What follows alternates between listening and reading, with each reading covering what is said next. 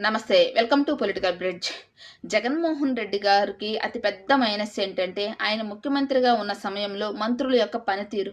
మిగతా మంత్రులు పక్కన పెడితే, ఐటీ శాఖ మినిస్టర్ అయినటువంటి గుడివాడ అమర్నాథ్ గారి పనితీరు నిజంగా చౌకబారుతనం, చిల్లరతనం, హాస్యాస్పదం. జగన్మోహన్ రెడ్డి గారికి పెద్ద మైనస్.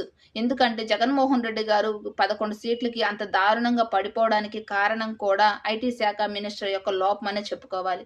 ఒక ఐటీ శాఖ మినిస్టర్ ఎంత రెస్పాన్సిబిలిటీగా ఉండాలి, కంపెనీలు తీసుకురావాలి, ఇక్కడ చదువుకున్న యువతకి ఉద్యోగం కల్పించే విధంగా పెట్టుబడులు తీసుకురావాలి. అలా కాకుండా పెట్టుబడుల గురించి అడిగితే అక్కడ దావోస్‌లో చలి ఉంటుంది, -, డిగ్రీల్లో ఉంటుందని చెప్పేసి చౌకబారుతనంగా సమాధానం చెప్పారు.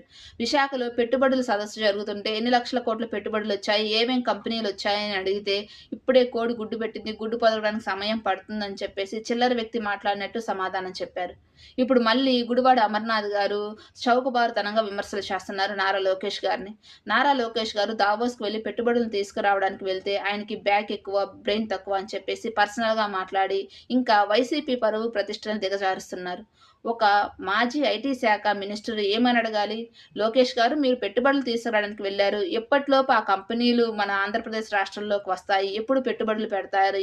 అసలు వాటి ప్రోగ్రెస్ ఎప్పుడు జరుగుతుంది అని క్వెషన్ చేయాల్సింది పోయి పర్సనల్‌గా మాట్లాడి అతన్ని పర్సనల్‌గా మాట్లాడి గుడివాడ అమర్నాథ్ గారు నెగెటివ్ అయ్యి ఇంకా వైసీపీ పార్టీని నెగెటివ్ చేస్తున్నారే కానీ ఆయన వల్ల జగన్మోహన్ రెడ్డి గారికైతే పాజిటివ్ అనేది లేనే లేదు.